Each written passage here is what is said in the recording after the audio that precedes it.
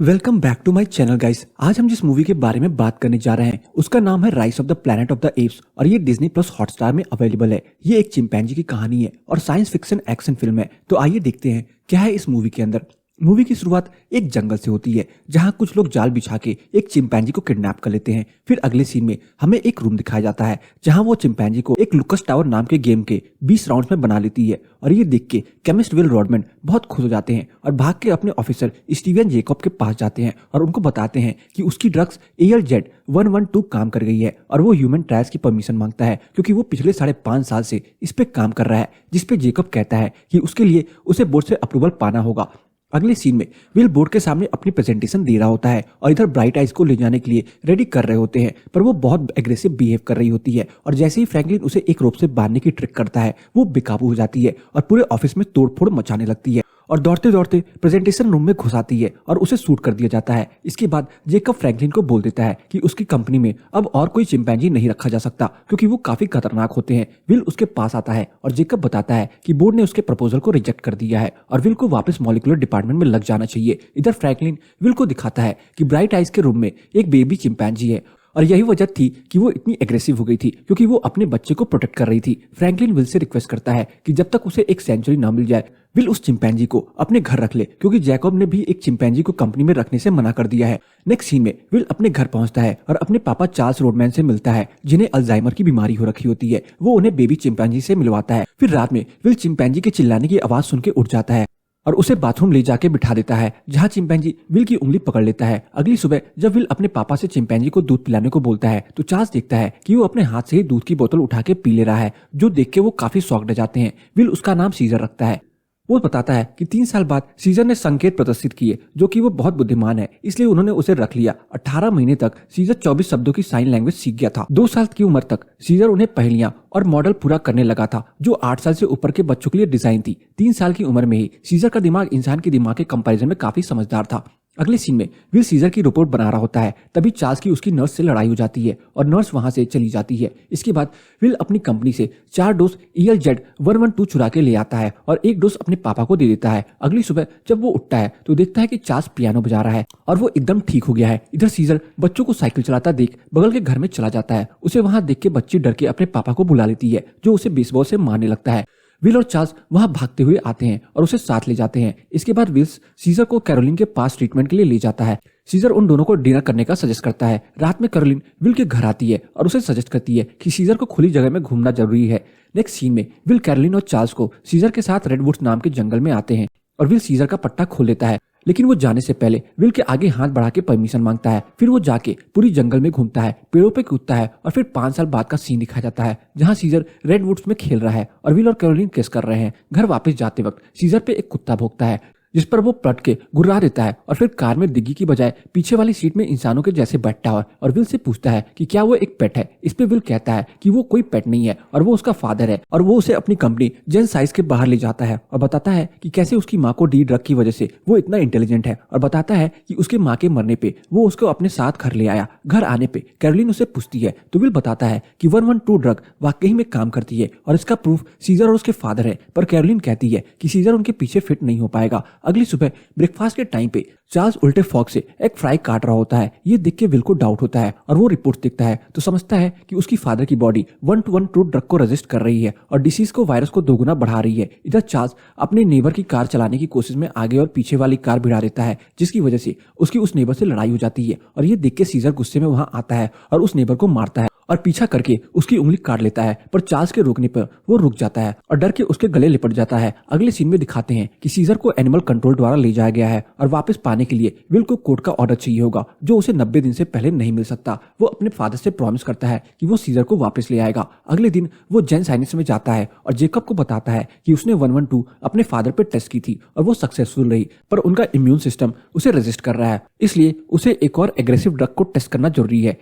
इधर animal control का chief guard Dodge Landon जब सीजर को खाने में भूसा देता है तो सीजर खाने को उसके मुंह पे थूक देता है और इसके बदले वाटर पाइप से डॉज सीजर पे पानी मारता है।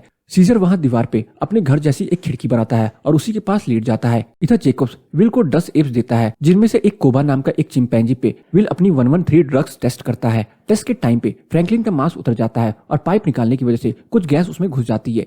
इधर जब सभी चिंपैंजी को एनिमल कंट्रोल में ऊपर खेलने के लिए भेजा जाता है तो एक दूसरा बड़ा चिंपैंजी सीजर पे हमला करता है और उसे बुली करता है। यहाँ विल की ड्रग का रिजल्ट शानदार निकल रहे होते हैं और कोबा जैकब्स का नाम भी लिखने में कामयाब होता है। अगले सीन में विल और कैरोलिन जब सीजर से मिलने जाते हैं तो देखते हैं कि उसके हाथ में चोट लगी है और विल का डॉज से झगड़ा हो जाता है और वो वहाँ के ओनर को धमकी देता है कि अगर सीजर को फिर से किसी ने हर्ट किया तो वो इस जगह को बंद कर देगा। सीजर विल से घर जाने को पूछता है। विल कहता है कि वो अभी घर वापस नहीं जा सकते पर उसको प्रॉमिस करता है कि जल्दी ही उसे वहां से निकालेगा। उसके जाने के बाद सीजर गुस्से में अपनी घर की बनाई खिड़की को मिटा देता है। इसके बाद जब सभी चिंपैंजीज को खोला जाता है तो सीजर पेड़ में सबसे ऊपर चढ़ के दिखाता है कि ऊपर की छत को खोला जा सकता है। जब डॉज अपने कुछ फ्रेंड्स को चिंपैंजी दिखाने लाता है तो सीजर एक को गले से पकड़ लेता है और उसका पॉकेट नाइफ चुरा लेता है। इसके बाद वो अपना केज खोल के बाहर निकलता है और वहां मौजूद सबसे बड़े चिंपैंजी बक का केज भी खोल लेता है और फिर उसकी मदद से वहां के अल्फा को अपने सामने झुका के खुद उस जगह का अल्फा चिंपैंजी बन जाता है। इधर चार्ल्स 113 की डोज लेने से मना कर देता है और अगली सुबह उसकी मौत हो जाती है। जब विल कंपनी पहुंचता है तो देखता है कि जेकब्स 113 को दूसरे चिंपैंजी पे भी टेस्ट कर रहा है। ये देख के विल उसे रोकने की कोशिश करता है लेकिन जेकब उसकी बात नहीं मानता और कहता है कि उससे वो बहुत पैसे कमाएगा और विल ये सुन के जॉब से क्विट कर देता है। इधर फ्रैंकलिन विल से मिलने उसके घर पे आता है लेकिन वहाँ कोई नहीं होता और उसकी तबीयत काफी खराब होती है।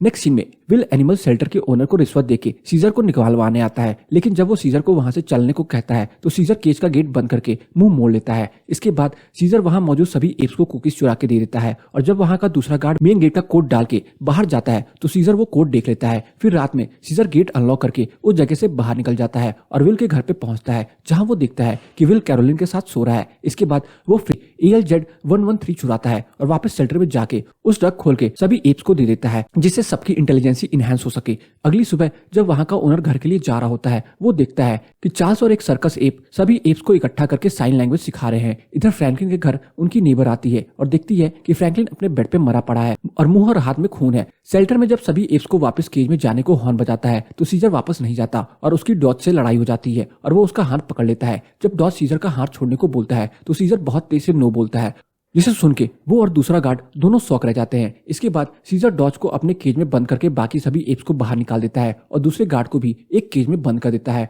डॉज केज से निकल आता है और सबको मारने की धमकी देता है तो सभी एप्स उस पर हमला करके उसको मार डालते हैं। इसके बाद सभी एप्स उस जगह से निकल जाते हैं। अगले सीन में विल शेल्टर पर कॉल करता है लेकिन कोई आंसर नहीं देता। जब वो और कैरोलिन शेल्टर जाते हैं तो देखते हैं कि डॉज मर चुका है और दूसरा गार्ड उन्हें बताता है कि उसका एप बोलता है पूरे शहर में एप्स घूम रहे होते हैं और इधर विल पुलिस को बुलाता है और वो सीसीटीवी देख के हैरान रह जाते हैं।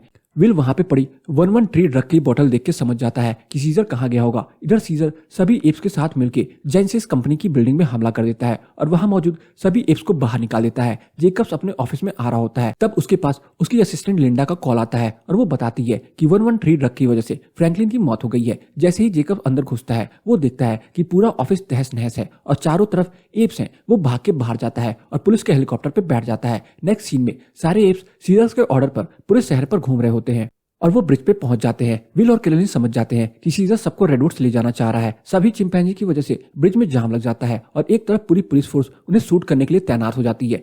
सीजर कुछ को ब्रिज के ऊपर से कुछ को ब्रिज के नीचे से भेजता है। वो इस बात का भी ध्यान रखता है कि कोई भी चिंपैंजी कोई इंसान को जान से ना मारे। सभी चिंपैंजी बहुत तेजी से आगे बढ़ते हैं और पुलिस फोर्स पे चारों तरफ से हमला कर देते हैं। जेकब सीजर को देख लेता है और पुलिस को बताता है कि वही लीडर है और उस पर गोली चलाने वाला ही होता है लेकिन बक हेलीकॉप्टर पे कूद के सीजर की जान बचा लेता है लेकिन कई गोलियां लगने की वजह से उसकी खुद की मौत हो जाती है। जेकब हेलीकॉप्टर पे लटका होता है सीजर से हेल्प मांगता है लेकिन सीजर कोबा का इशारा कर देता है और कोबा हेलीकॉप्टर को ब्रिज से गिरा देता है। सीजर सभी को लेकर रेडवुड्स पहुंच जाता है। फिर उसके पीछे पीछे रेडवुड्स पहुंचता है लेकिन उस पर कोबा हमला कर देता है। तभी सीजर वहां आ जाता है और कोबा को वहां से जाने को कहता है। विल सीजर से माफी मांगता है और उसके साथ में घर चलने को कहता है। इस पर सीजर उसे गले लगा लेता है और उसे कान में कहता है कि सीजर इज होम।